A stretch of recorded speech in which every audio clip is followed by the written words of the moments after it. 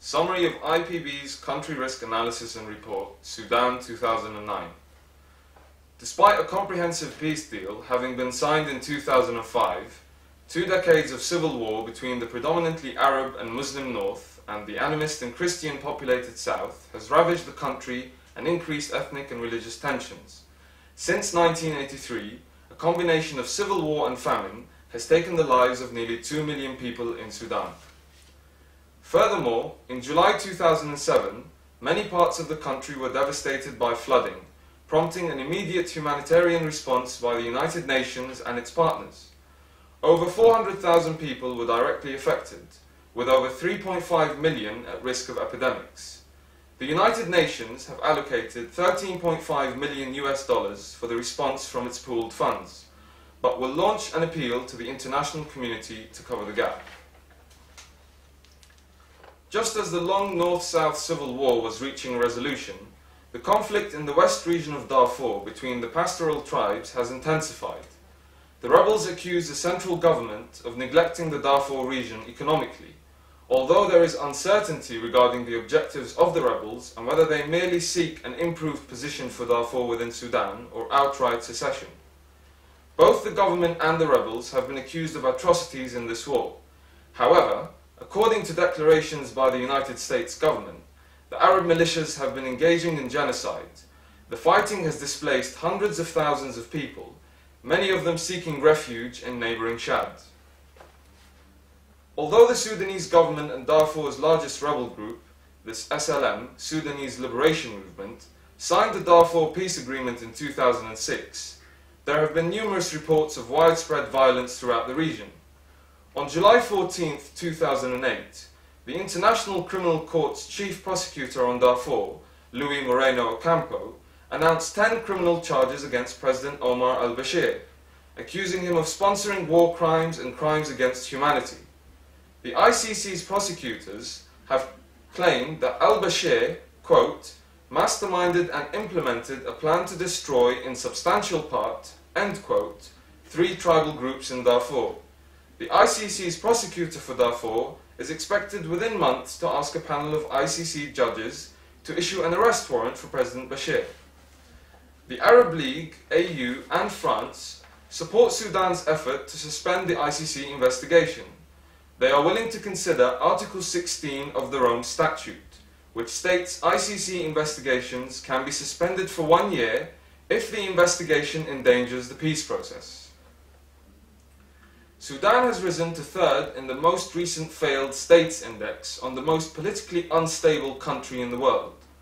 The index noted the ongoing humanitarian crisis in Darfur, the high score of delegitimization of the state, and widespread violation of human rights.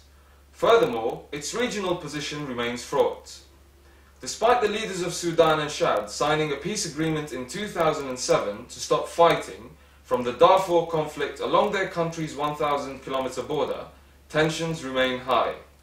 Chadian President Idriss Deby recently accused Sudanese President Omar al-Bashir of trying to, quote, destabilize our country, to drive our people into misery, to create disorder, and export the war from Darfur to Chad, end quote. The Sudanese Foreign Ministry spokesman Jamal Mohammed Ibrahim denied any Sudanese involvement and denied any involvement in Chadian internal affairs.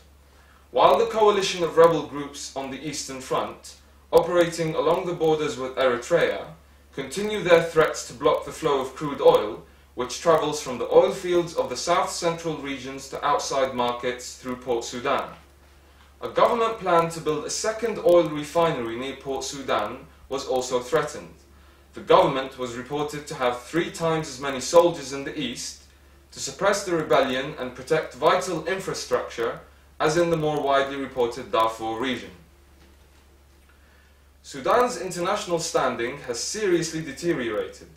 It remains on the United States list of state sponsors of terrorism, and US firms continue to be barred from doing business in Sudan.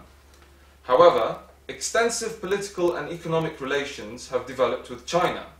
With rising oil revenues, the Sudanese economy has been booming, with a growth rate of about 9% in 2008. Sustained growth is expected because of not only increasing oil production, but also the boost of hydroelectricity by Meroe Dam. Agricultural production remains Sudan's most important sector, employing 80% of the workforce and contributing 39% of GDP. But most farms remain rain-fed and susceptible to drought and chronic instability.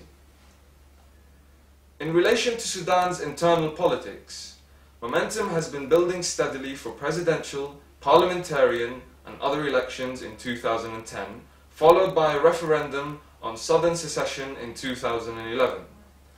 Despite his international arrest warrant, Omar al-Bashir will be standing as a candidate in the upcoming presidential election, the first democratic election with multiple political parties participating in over 9 years. Vice President Salva Kiir Mayardit, the current leader of the SPLA, is seen by most to be Bashir's main rival. However, more recent reports have noted that a grassroots political movement which has been able to mobilize support across the various racial, ethnic and religious groups is building in various pockets across the country.